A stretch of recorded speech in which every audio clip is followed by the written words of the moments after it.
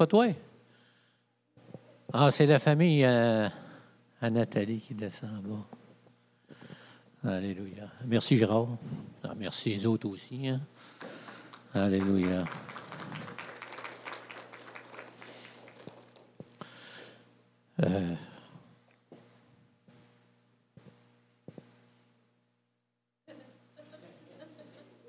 Je sens bizarre, mais je suis bizarre. Je suis très bizarre.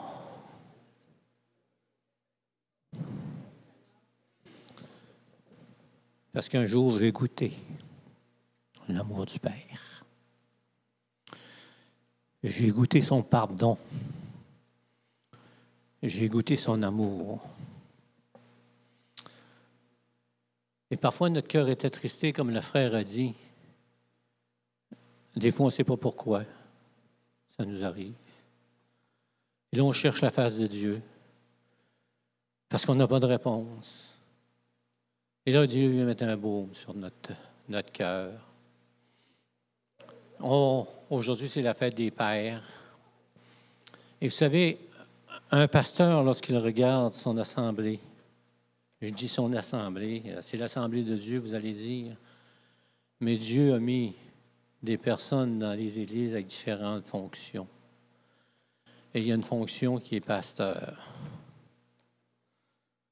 C'est un privilège d'être pasteur, vous savez. Mais ça comporte beaucoup de choses. Un regard sur les situations, un regard sur le cœur des gens. Et la seule chose qui peut tenir un pasteur, c'est la parole de Dieu. La seule chose qui tient un pasteur. Je vous parle à cœur ouvert ce matin. Dernièrement, j'ai su que un de mes amis pasteurs était arrêté pour dépression. Un pasteur en dépression. Longtemps, l'Église a mis un jugement sur une personne qui était malade, en dépression. J'ai entendu au travers les années différentes histoires d'horreur de pasteurs qui sont tombés en dépression.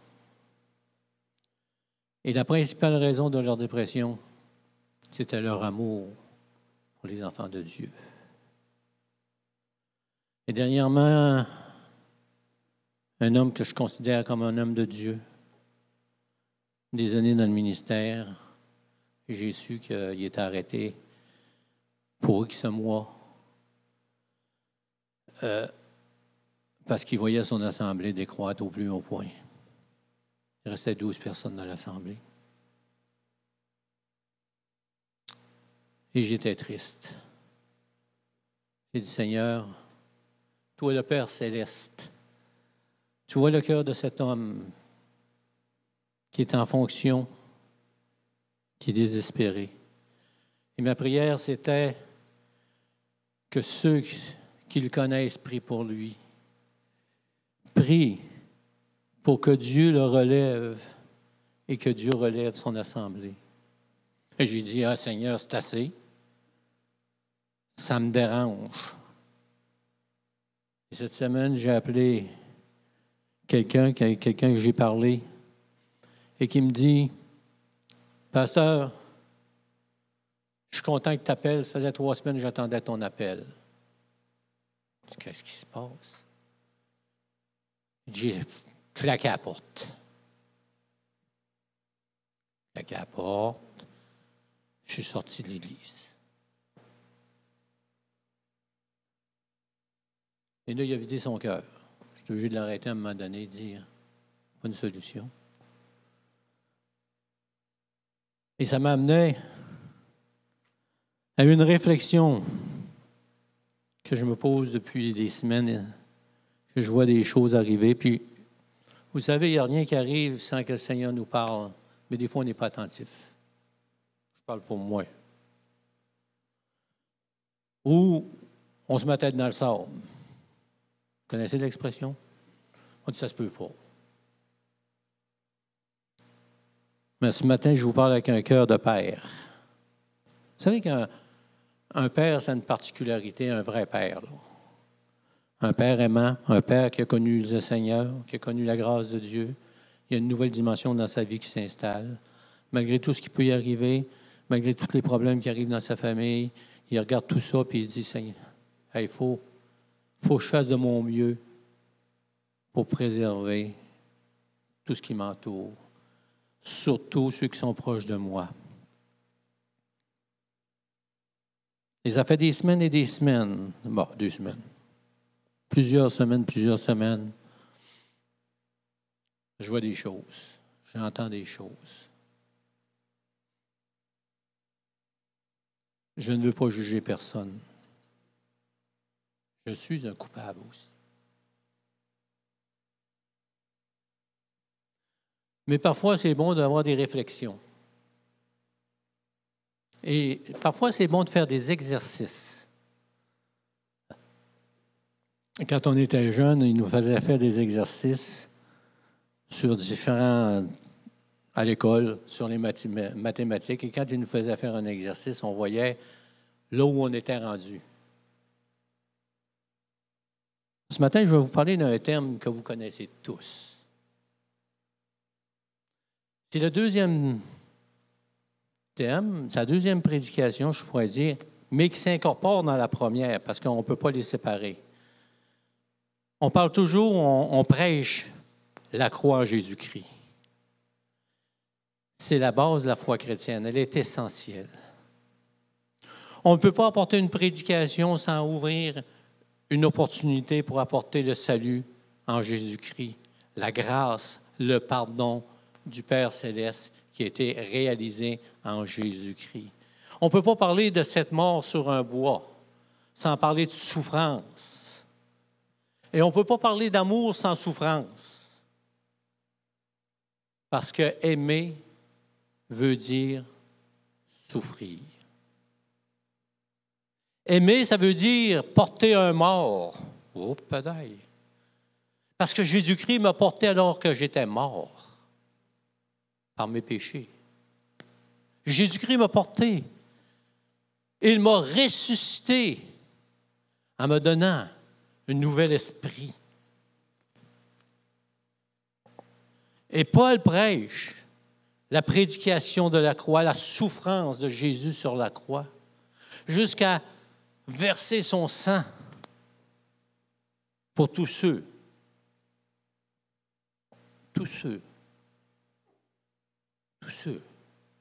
qui allaient reconnaître qui il était, le majestueux, le prince de paix, le roi des rois, le Seigneur des seigneurs. Et tous ceux qui l'acceptent, il leur donne une vie nouvelle avec un nouvel esprit. Alléluia. Combien mon Dieu est grand, on l'a chanté tout à l'heure. Et le dernier chant, où est-ce qu'il est mon frère Gérard? Ah, t'es là? T'es tout petit. Merci pour ton chant. Le dernier, le bonhomme en avant, il pleurait. J'étais en larmes.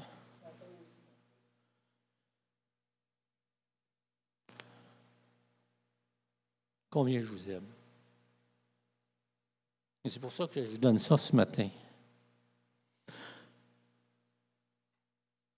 Parce qu'une personne qui aime un autre et qui voit un danger ne peut pas faire autrement qu'elle l'avertir. Le voyage du pèlerin, quelqu'un a lu ça. Je ne sais pas si vous avez vu des toiles sur le voyage du pèlerin, des gens avec un pack-sac sur le dos, c'était le péché. Est-ce qu'il y en a qui se rappellent de ça? Puis il y avait un trou noir, puis le monde tombait dans le trou noir. Et ma petite fille qui était 5 ans, puis elle a dit, « Papa,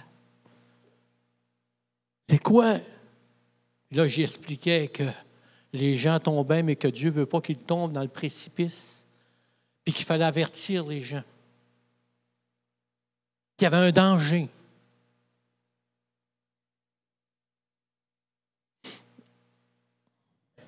Là, je vois un danger sur l'Église. Je vois un danger. Et je suis obligé de dire, bien, la parole de Dieu, je bénis le Seigneur qui a sa parole. Lorsque Mario est passé la semaine passée à côté de moi, puis il me dit, tu permets que je le dise? La tête comme ça, il dit, pasteur, je n'ai jamais passé par là, je n'ai plus de joie. J'ai pleuré. Ça me fait mal. Cette semaine, je priais, je disais, Seigneur, je ne suis pas capable, je ne peux rien faire. Et je l'ai déposé devant le trône de grâce en sachant que mon Dieu est tout-puissant. Je dis, Dieu, pourquoi tu m'as placé à côté de Mario dimanche matin qui me dit ça? D'habitude, Mario, il garde ses affaires pour lui. Il vient me dire qu'il n'y a plus de joie. Puis il ne sait pas pourquoi, puis il ne sait pas comment. Et moi, je suis là, impuissant. Mais je dis merci Seigneur. Parce qu'il y a une réflexion qui est venue dans ma tête. Est-ce que je l'aime assez pour prier pour lui? Pour aller devant le trône de grâce, parce que je n'ai pas de solution. Et je bénis le Seigneur qu'à ce matin, la gloire au Seigneur, combien ce Seigneur est bon. Hein? Et Paul, il dit la prédication de la croix. Il faut toujours prêcher la croix. Mais si vous lisez toutes les épîtres de Paul aux églises, ça revient toujours à la même chose. À ces enfants de Dieu qui connaissent Jésus-Christ, qui ont accepté Jésus-Christ comme leur sauveur, ils sont pris par leur nature humaine.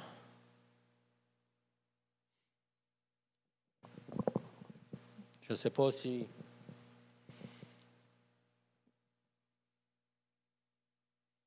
vous êtes comme moi, mais votre nature humaine, vous l'haïssez. Vous ne l'aimez pas. Je n'aime pas ma nature humaine. Parce qu'elle m'attire loin des choses de Dieu. Elle m'attire dans mon ancienne vie de rébellion. Mon ancienne vie de jugement. Mon ancienne vie sans amour. C'est ça, mon ancienne nature. Et quand j'ai parlé à cet homme cette semaine qui avait claqué à la porte, pourquoi tu as claqué à la porte demain?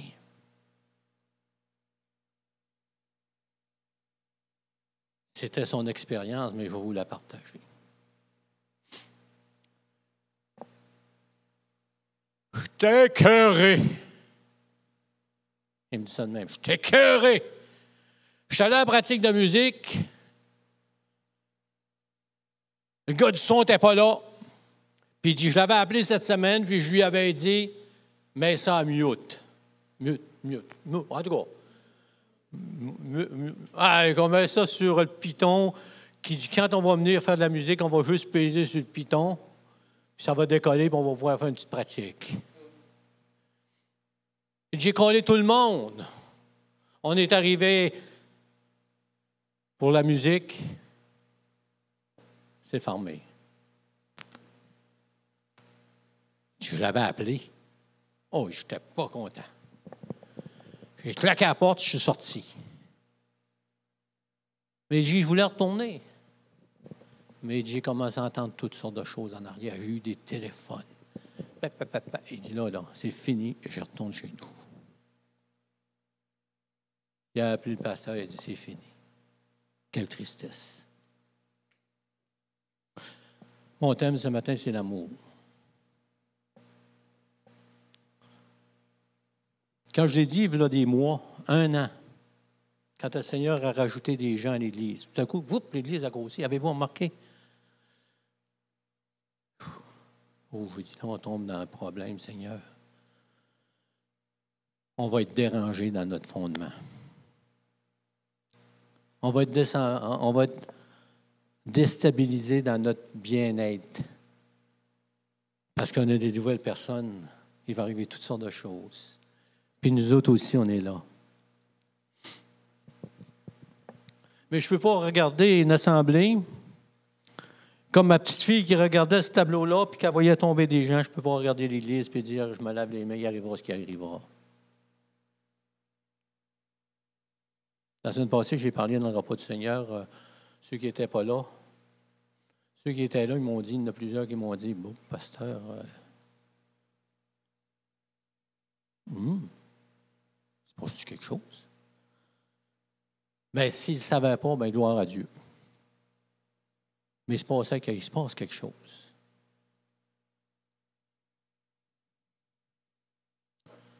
On manque d'amour.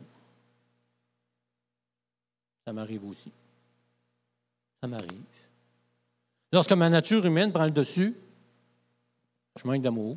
Puis quand je manque d'amour, je pose des jugements. Puis quand je pose des jugements, je m'enrage. Je me choque.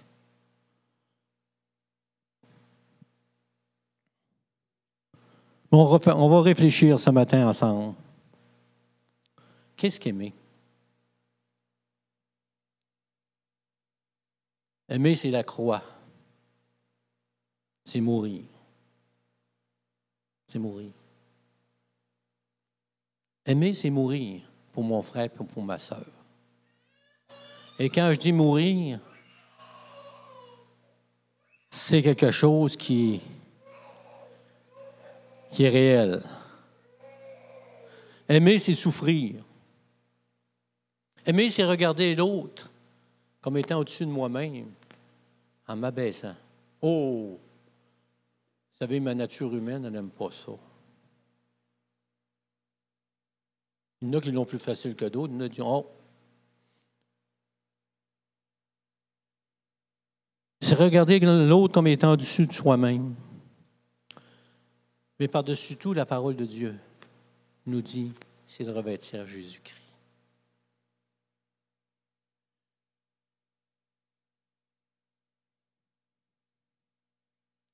J'aimerais ça être parfait. J'aimerais ça que tout le monde ici soit parfait. Mais à travers notre imperfection, Dieu veut nous bénir, puis il veut bénir l'autre. Nous sommes appelés à bénir afin d'hériter la bénédiction. C'est des paroles. Mais c'est des paroles qui viennent de ce livre extraordinaire, ce livre parfait, qui est la parole de Dieu. L'apôtre Paul nous disait, dans Philippiens 2, 3 à 7, il dit « Rendez ma joie parfaite. » Rendez ma joie parfaite. Comment est-ce que l'apôtre Paul pouvait dire ça à une église? Il dit « Rendez ma joie parfaite. » Que je sois heureux lorsque je sers dans l'église locale. Rendez ma joie parfaite. Comment est-ce qu'un chrétien peut venir dans une assemblée, faire un service, puis dire aux autres chrétiens, « Rendez ma joie parfaite. » Pas compliqué, il dit, « Ayez un même sentiment, un même amour, une même âme, une même pensée, c'est-à-dire une même direction. Direction de glorifier le Dieu Tout-Puissant, de l'élever dans tout notre être entier.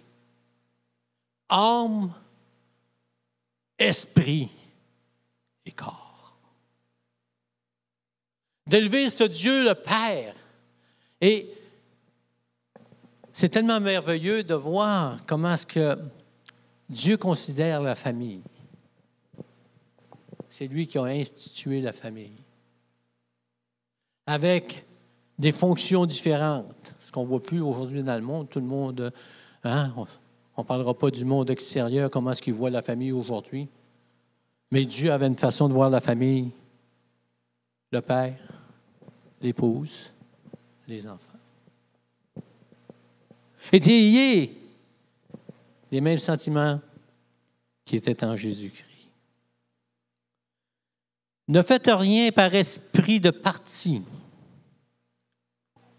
ou par vaine gloire, mais que l'humilité vous fasse regarder les autres comme étant au-dessus de vous-même. Que chacun de vous, au lieu de considérer ses propres intérêts, considère ceux des autres. Ayez en vous les sentiments qui étaient en Jésus-Christ, une attitude qui reflète Jésus-Christ.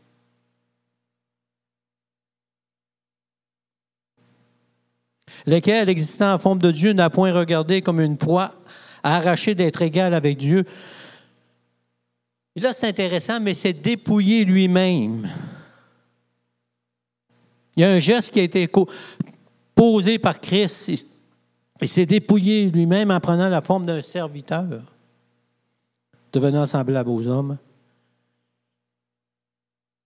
Et ayant paru comme un simple homme, il s'est humilié lui-même. Et ainsi de suite.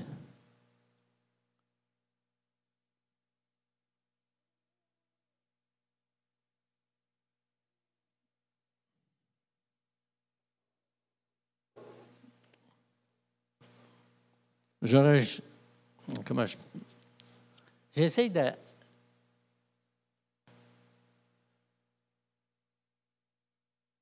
Je lutte contre ma nature humaine. Je lutte présentement contre ma nature humaine. Si vous m'aviez connu il y a 40 ans, probablement qu'avec mes paroles, vous auriez le droit de vous lever puis partir.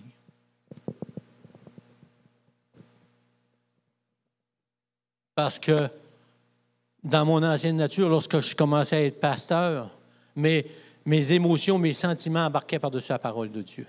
C'était mon ancienne nature. C'était des vérités que je donnais, mais sans amour.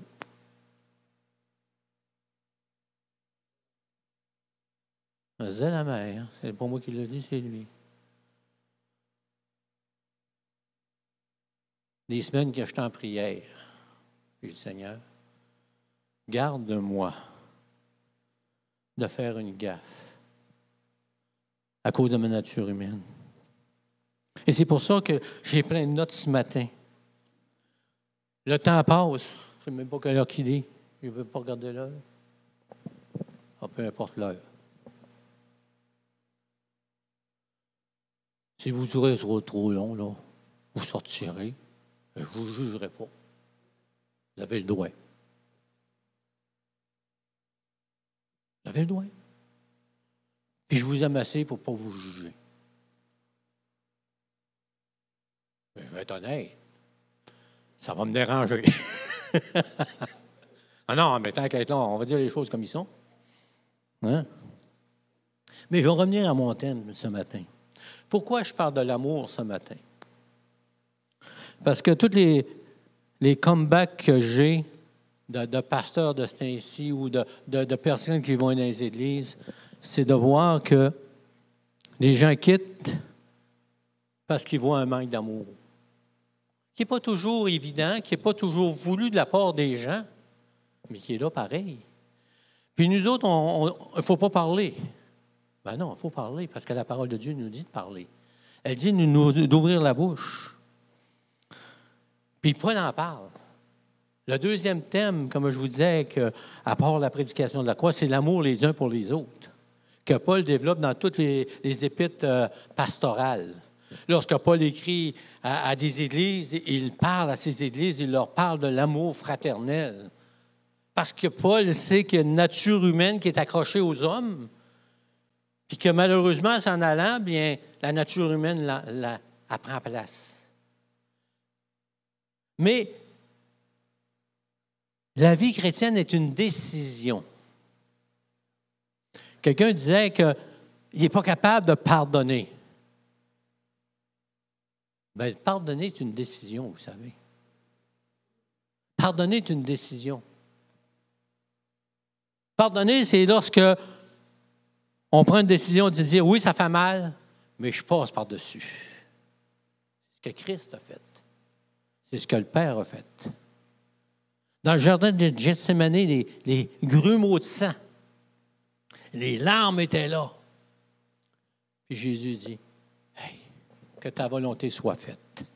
Tu m'as appelé à ce ministère-là, je suis là, j'ai dit oui, maintenant je vais passer au travail. »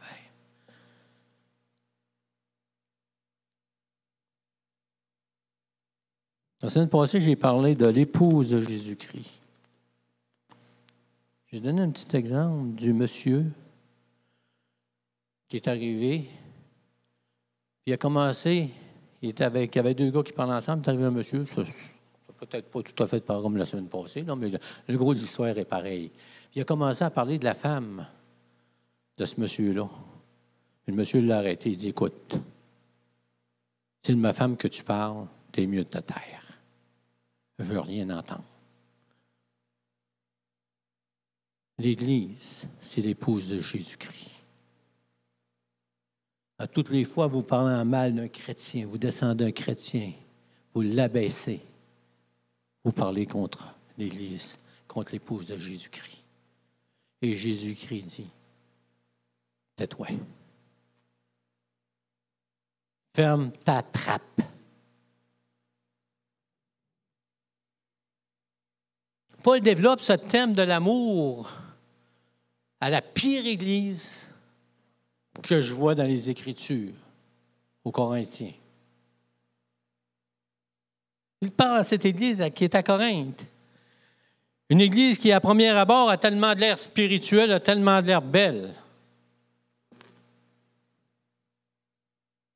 On va aller dans 1 Corinthiens, chapitre 12, verset 27, et je vais le lire en s'en allant.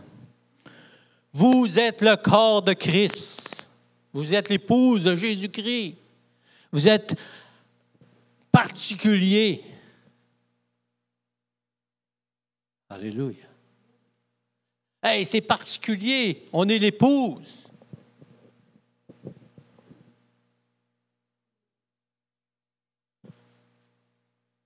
Christ est le chef de l'Église. Christ, on pourrait dire, il est le mari de l'Église. Et qu'on parle pas mal de son épouse. Tout mari devrait défendre son épouse. Et vous êtes ses membres, tout de suite là, hein? Vous êtes le corps de Christ, vous êtes les membres. Ses membres, chacun pour sa part. Déjà là, on voit que dans l'Église, il y a plusieurs membres. Paul le développe dans 1 Corinthiens, chapitre 12. On va juste vous dire ça ce matin pour qu'on ait une considération sur les ministères dans l'Église, sur les gens dans l'Église. Chacun pour sa part. Et Dieu a établi dans l'Église, premièrement, des apôtres, secondement, des prophètes, troisièmement, des docteurs, ensuite ceux qui ont le don de miracle, puis ceux qui ont le don de guérir, de secourir, de gouverner, de parler en langue. Et là, Paul, c'est comme si, oups! Il dit, une minute, là, je veux que vous compreniez comme il faut. Je veux que vous saisissiez toute l'ampleur de ce que je viens de dire, là. Chacun pour sa part. Puis il a donné aux personnes des dons différents. C'est ce qu'il dit. Et là, il prend à peine. Tous sont-ils apôtres? Bonne question. Pourquoi Paul dit ça? Tous sont-ils apôtres? Tous sont-ils prophètes? Tous sont-ils docteurs? Tous sont-ils des dons de miracles? Tous sont-ils des dons de guérison? Tous parlent-ils en langue? Tous interprètent-ils? Rappelez-vous que lorsque les gens ont accepté le Seigneur à Rome, il y en a qui disaient, demeurions-nous dans le péché afin que la grâce abonde. Paul il dit, non, loin de là. Il faut que tu t'éloignes. Et là, il est en train de dire aux gens, vous avez tout ça dans l'Église. Tous les dons sont là. Et moi, je bénis le Seigneur que dans l'Église ici, tous les dons sont là. Ils ne sont peut-être pas toujours en opération, mais tous sont là. Êtes-vous d'accord avec ça? Et c'est le Saint-Esprit qui donne selon son bon vouloir. Qui suis-je pour juger du service que quelqu'un apporte dans l'Église, sur les manifestations, ou critiquer la personne qui opère un service dans l'Église? Il dit, non, non, pas tout le monde qui va être appelé à prophétiser un dimanche matin. Mais tous, vous devriez aspirer, désirer les dons spirituels. Et j'espère que c'est ce que vous faites. J'espère que c'est dans votre cœur d'aspirer aux dons spirituels. C'est ce que Paul il dit, c'est pas moi qui le dis. Mais il dit, je vais vous montrer la voie. Je vais encore vous montrer une voie par excellence. Je vais encore. Encore. Ça veut dire quoi, ça, encore? Il l'avait déjà dit. Ce que je vous dis ce matin, vous le savez.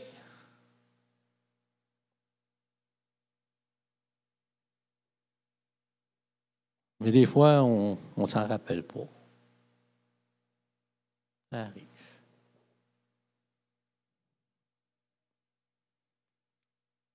Il dit, quand je parlerai la langue des hommes, des anges, si je n'ai pas la charité, je suis un airain qui résonne, une cymbale qui retentit. Et quand j'aurai le don de prophétie, la science de tous les mystères et toute la connaissance, quand j'aurai même toute la foi jusqu'à transporter des montagnes, je n'ai pas la charité, je ne suis rien. Et quand je distribuerai tous mes biens pour la nourriture des pauvres, quand je livrerai même mon corps pour être brûlé, je n'ai pas la charité, cela me sert de rien. Qu'est-ce que Paul est en train de dire?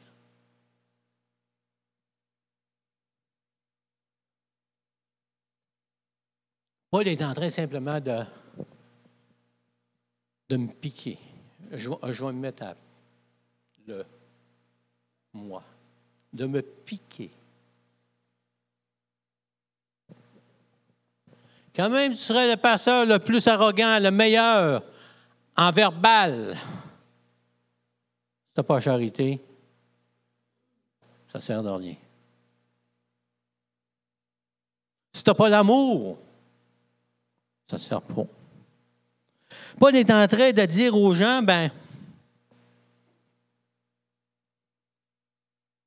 réfléchis sur tes motifs. Réfléchis sur ton cœur. Réfléchis. Qu'est-ce qui t'anime? Qu'est-ce qui t'anime? Qu'est-ce qui anime ton cœur? Parce que ce qui nous anime, si c'est le moi qui veut paraître ou peu importe, un jour ou l'autre, ça va ressortir. Matthieu 12, 34. Car c'est de l'abondance du cœur que la bouche parle. Matthieu 18, 21. J'ai préparé ça, ça fait des semaines que je suis en train de préparer ça, puis Proverbe 18, 21, c'est aujourd'hui. Je dis à ma femme, « Hey! » Parce que normalement, je parle peut-être à travers mon chapeau, beaucoup de pasteurs vont dire, ils font lire à leurs femmes leur prédication. C'est-tu correct? C'est pas correct? Comment est-ce que tu vois ça pour faire sûr que... En tout cas, c'est ma façon de faire. J'en connais beaucoup qui le font. Matthieu 18, 21, la mort et la vie sont au pouvoir de la langue. Quiconque l'aime en mangera les fruits. Jacques 3, verset 9. Par elle, nous bénissons le Seigneur, notre Dieu, et par elle, nous maudissons les hommes faits à l'image de Dieu. De la même bouche sort la bénédiction et la malédiction. Il ne faut pas, frères, que ce soit ainsi. La langue est l'expression verbale de mon cœur.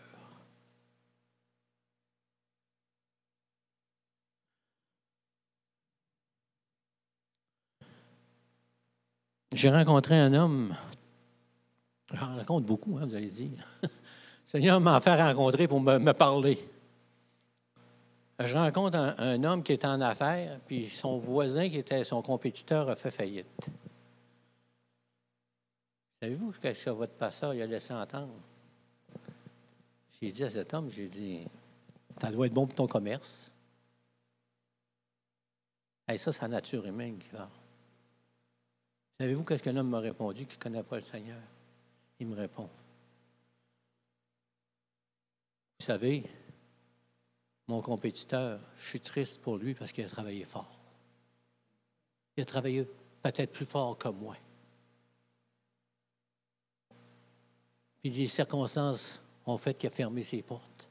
Et c'est vrai, j'en bénéficie.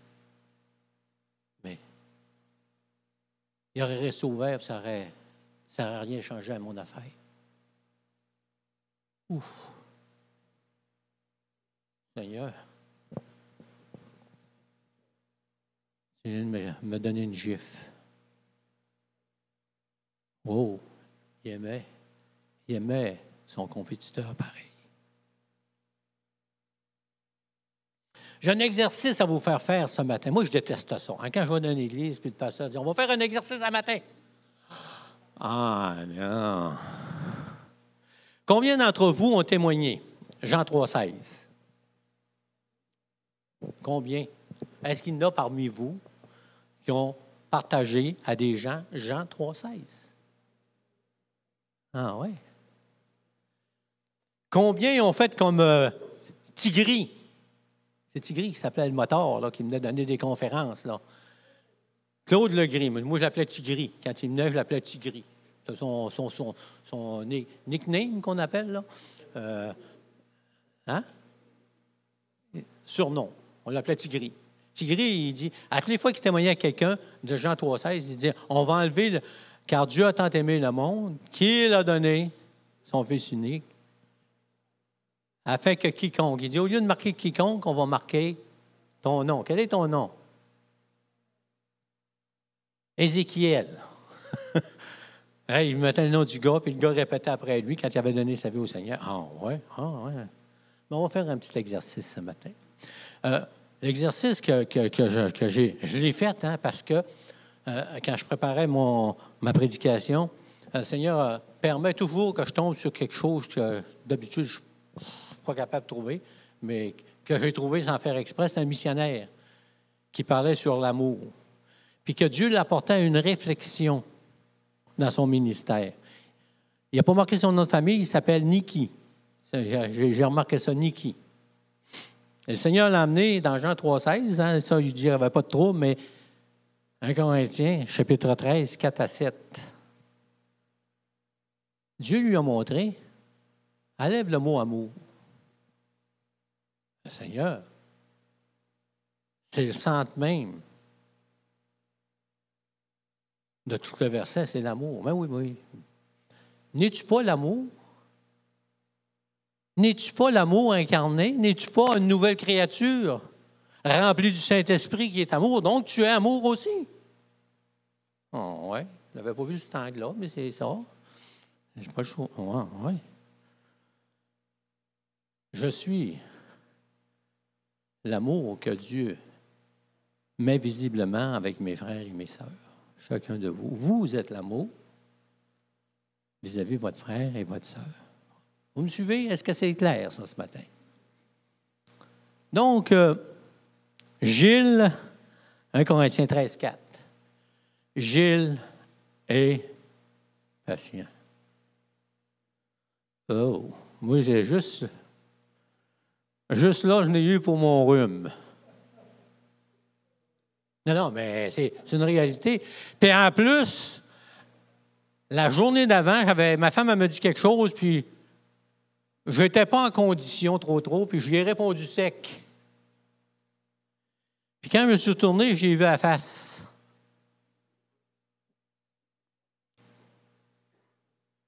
Je me suis excusé, hein? J'ai dit, je m'excuse.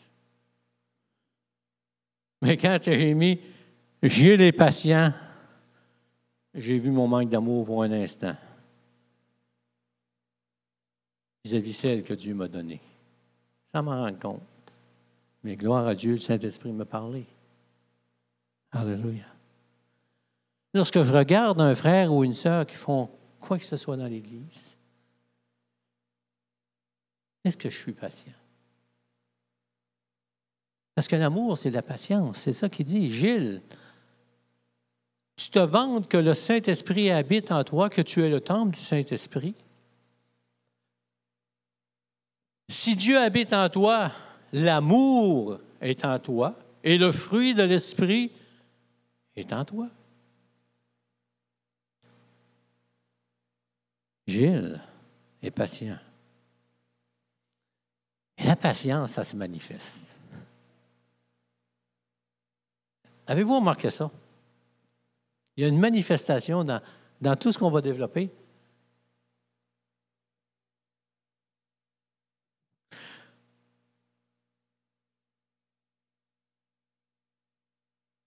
Il y a une manifestation de la patience, mais surtout de l'impatience. L'impatience, elle s'entend souvent. « Ah non, moi je ne parle pas quand je suis impatient. » Tu n'as pas besoin de parler, on doit bourrasser. Non. C'est vrai, mais c'est pas vrai, là. Ah, soyons honnêtes. Là. Moi, quand je suis impatient, là, hein? Le voisin, il m'a déjà dit un jour, il dit, ça n'allait pas un matin? Pourquoi tu dis ça? Ah, ben ouais, t'avais de l'air choqué après ton bout de bois. Ah non, mais c'est vrai. Ça allait mal. Et le voisin, même s'il ne connaît pas le Seigneur, il l'a vu par mon geste. Et lorsqu'on est impatient, c'est un manque d'amour flagrant parce qu'on n'est pas capable. On va faire un geste, puis si le geste n'est pas assez puissant, ben on va commencer à bourrasser. On va donner un coup de pied à la planche. Après, on dit « maudite planche ». Non, mais c'est une réalité, là. C'est ça, là.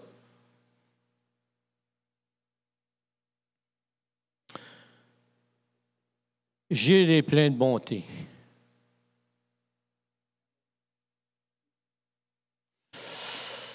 Je voudrais dire, des fois, Gilles est plein de bonté, mais des fois, il n'est pas plein de bonté. Ça arrive. Parce que la bonté,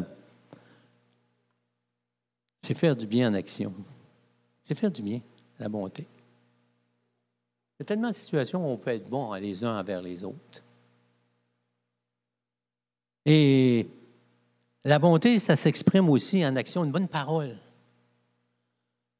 Tu sais, il y a quelque chose qui arrive, puis le frère est comme ça, puis tu peux lui apporter une bonne parole, une parole de bonté, une action de bonté. L'amour n'est point envieux. Et Paul écrit ça dans un contexte d'église où il y a plein de services, il y a plein de dons spirituels qui sont en opération. Puis il parle à cette église, puis il dit « L'amour n'est point envieux. »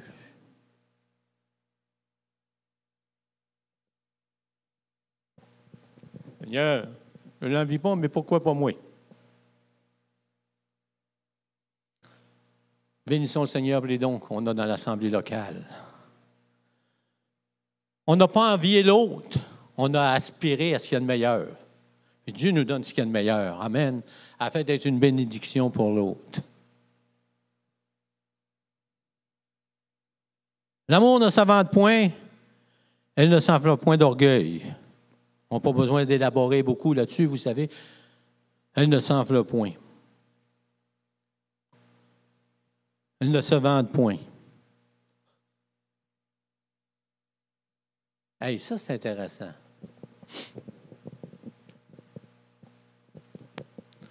Quand j'étais un jeune chrétien, j'étais dans une église où les dons spirituels n'étaient pas en opération. C'était la connaissance qui primait. Et on se vantait d'avoir la connaissance des Écritures écrites. C'était ça. C'était triste. Et je bénis le Seigneur que j'ai connu une assemblée où les dons spirituels étaient en opération. Gloire à Dieu. Mais ce qui était triste, c'est encore le même problème à l'inverse. On avait rejeté peut-être la connaissance jusqu'à un certain point. Mais là, on se vantait de notre utilisation avec les dons spirituels.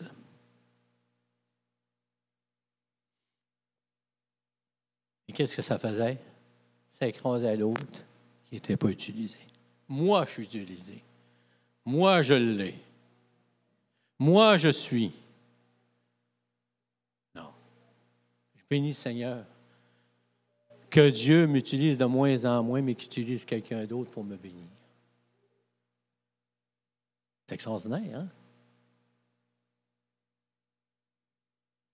Juste faire une petite parenthèse. Quand j'ai joint l'Église de la Pentecôte, on était un peu nombreux. Puis à un moment donné, il commence à avoir des effusions du Saint-Esprit. L'Église a grandi, elle a grandi. Je prêchais une fois de temps en temps, le pasteur prêchait quasiment tous les dimanches.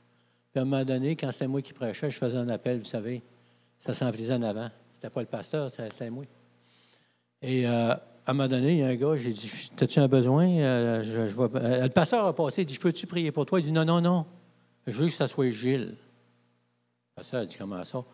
Puis moi, j'étais à côté, je l'entendais, il dit, lui, il l'a.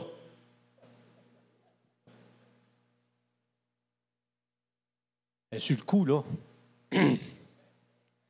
hey, je l'ai. Et quand je suis arrivé chez nous, le Seigneur, il dit, non, non. Et vous savez, le Seigneur utilise quelqu'un d'autre à cette heure à ma place. Parce que j'avais une tendance à m'orgueillir. Toi, là, reste tranquille, là. Moi, j'utilise ce que je veux.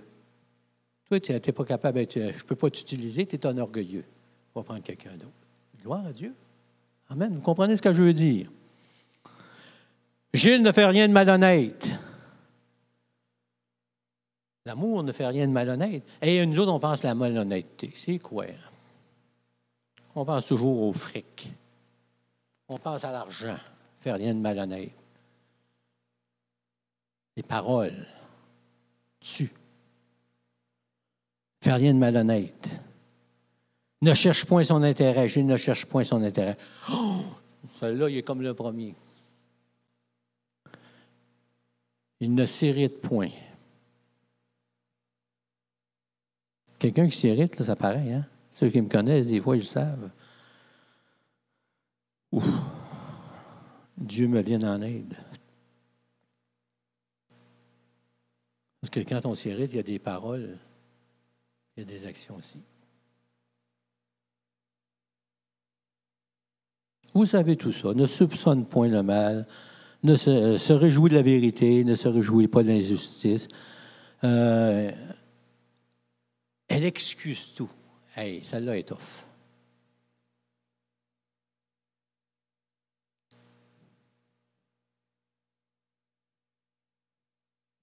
Elle croit tout, elle espère tout, elle supporte tout.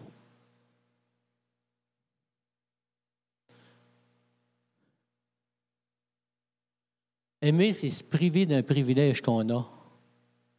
Parce que quand on sait que si on se sert de notre privilège, on va blesser les gens autour de nous.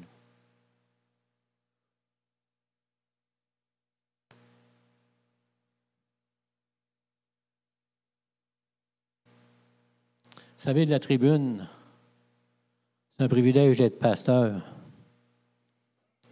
Mais comme pasteur, oui, on est appelé à reprendre parfois des situations.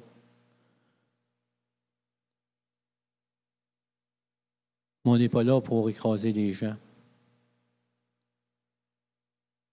On est là pour les bénir. Du privilège qu'on a. On a comme pasteur ou comme enfant de Dieu, par amour, si on a à reprendre quelqu'un ou on a le privilège d'être en autorité, on est là pour bénir et souvent laisser notre privilège de côté et de dire, Seigneur, prends toute la place. J'achève. Il me reste 29. Vous êtes chanceux, la dernière page, je n'ai pas imprimé. Hein? Le Seigneur est en train de dire, ferme ta trappe. Mais j'ai encore 200 versets à vous lire. Non.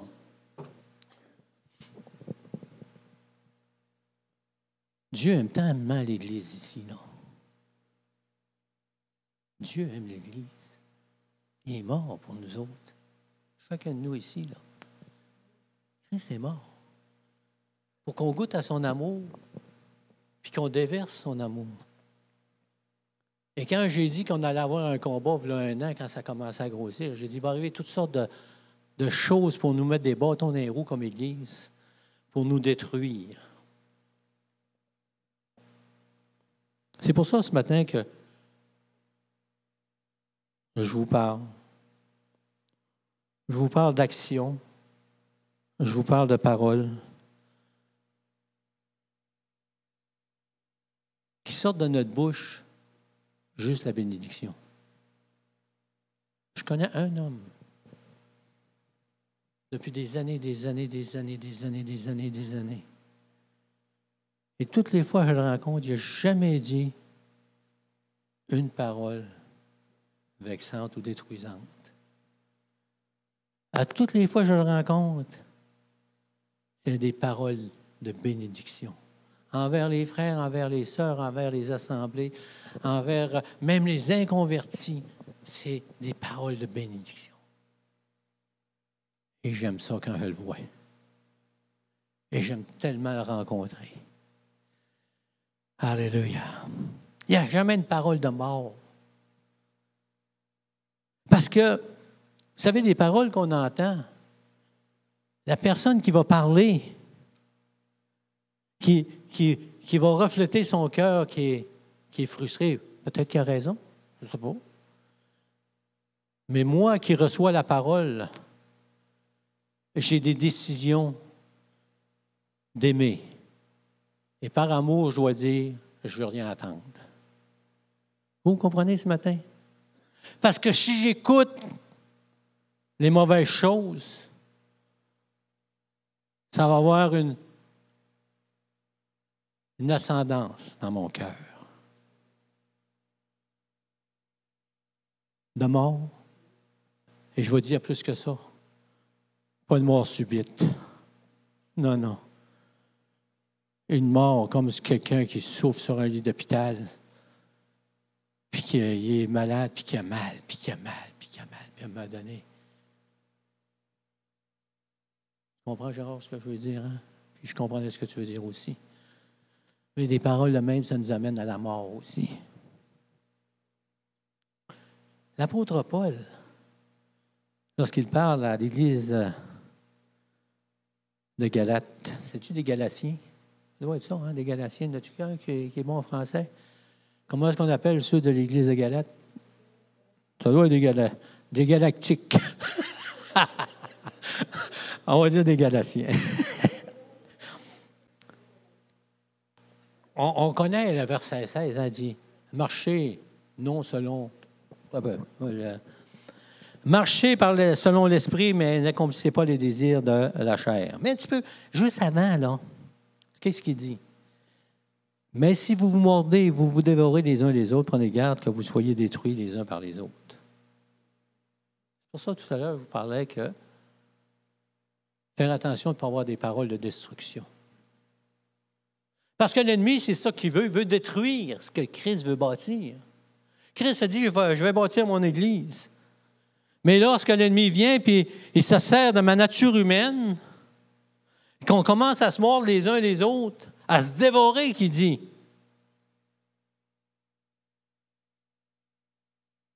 Cet homme qui a claqué à la porte.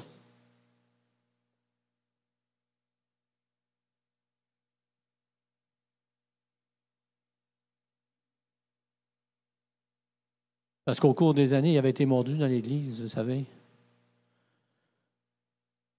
C'est triste.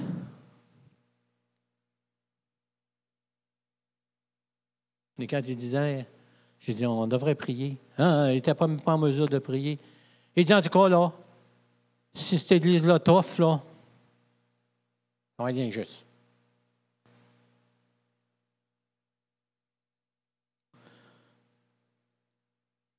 Faisons attention à nos paroles, que ce ne soit pas des morsures qu'on donne. qu'on ne commence pas à gruger l'autre. C'est un drôle de façon de dire les choses. Mais Paul, il dit, j'ai dit donc, si vous ne voulez pas tomber à vous mordre les uns les autres, vous devez marcher par l'Esprit. Parce que si vous marchez par l'Esprit, vous n'accomplirez pas les désirs de la chair. Mais il continue au verset 22, mais le fruit de l'Esprit. Donc, Paul est en train de dire aux gens, vous avez une décision à prendre. Soit que tu marches par l'Esprit, ou soit tu marches par le monde.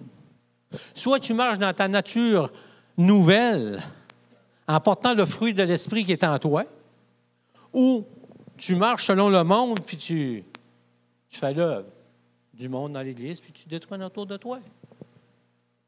Mais il dit, le fruit de l'Esprit, c'est l'amour. Imaginez, il y a un chrétien qui, dernièrement, on avait une bonne discussion, puis il dit, « Hey, pasteur, j'ai entendu une bonne prédication sur le fruit de l'Esprit. » Et il dit, « Sais-tu pourquoi il commence par l'amour? » Ben, j'ai dit, tu vas me le dire. Hein? Des fois, on ne sait pas quoi répondre sur le coup. On dit, tu vas me le dire. Hey, je vais te le dire, pasteur. C'est quoi? Ben, il dit, les autres découlent de l'amour. Ah, ouais. Il dit, si tu n'as pas d'amour, vraiment, tu n'as pas d'amour pour l'Église. Veux-tu avoir de la joie dans l'Église? Il dit, quand tu vas ouvrir la porte, tu vas commencer à critiquer. Parce que tu as entendu dire qu'il y en a un qui a dit ça de toi. Automatique. Comment tu peux rentrer dans ton assemblée locale si tu n'as pas d'amour? La paix que Dieu t'a promis est où? Elle vient de disparaître.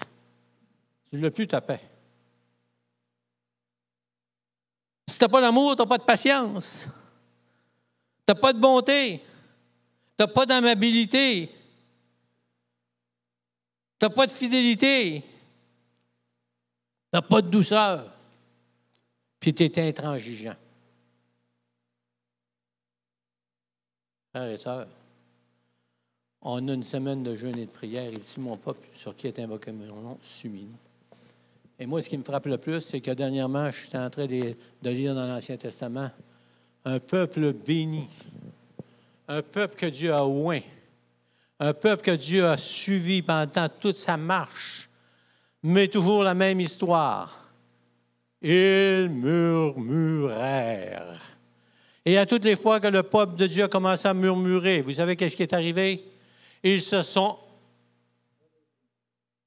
rebellés, ils se sont, dans la boîte, là, comment est-ce qu'on dit ça? Là, ils se sont embourbés. Embourbés.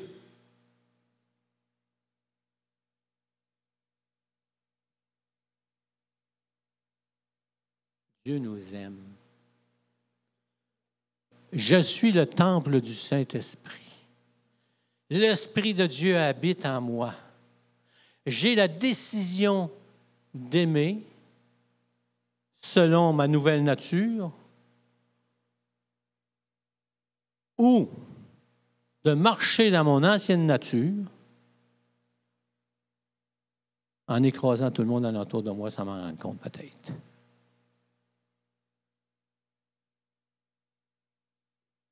Combien notre Dieu est grand?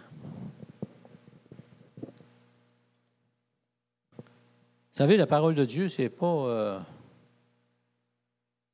un roman de rose.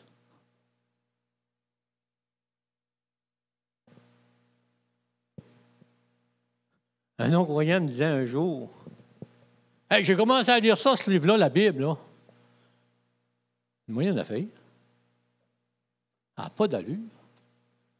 Dieu passe son temps à y reprendre. Dieu est donc bien... ben oui, Dieu est saint. Dieu est saint, saint, saint. Puis Dieu veut du bien à son peuple. Puis il veut du bien à l'Église locale, toutes les églises locales. Il veut que les gens qui marchent là prennent une décision. Je suis prêt à souffrir pour mon assemblée. Je suis prêt à souffrir dans ma marche chrétienne. Je suis prêt à relever le défi. Je suis prêt à abandonner mon ancienne nature parce qu'elle est attachée à nous autres, comme Paul dit.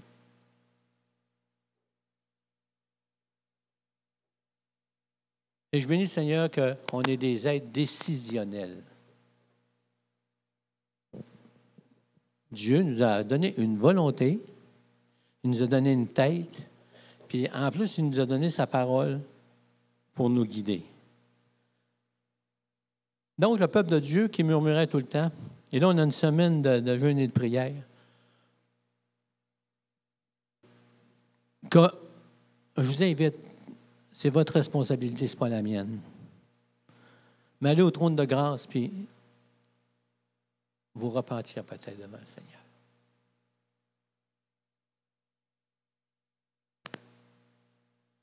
Peut-être qu'il y en a parmi nous qui sont là ce matin, puis bonjour, pasteur, il a mangé de la vache enragée. Qu'est-ce qui se passe? Il me semble que tout est beau. Bien, gloire à Dieu, c'est le même. Il y en a qui disent, hey, le pasteur un matin, là, il a dû savoir quelque chose, là. Il a dû savoir quelque chose, là, puis il est fâché. Non, je ne suis pas fâché. Je sais que l'ennemi est à l'œuvre, mais moi, j'ai une décision à prendre. Vous avez une décision à prendre. Et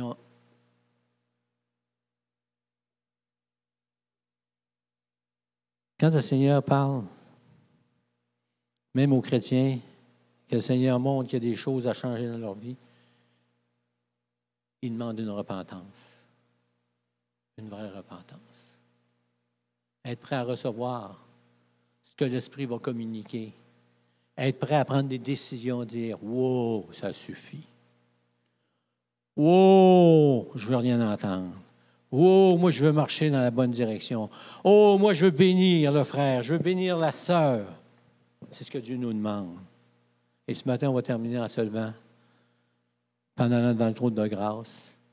Et je ne ferai pas d'appel pour dire « Avancez-vous, puis repentez-vous. » Non.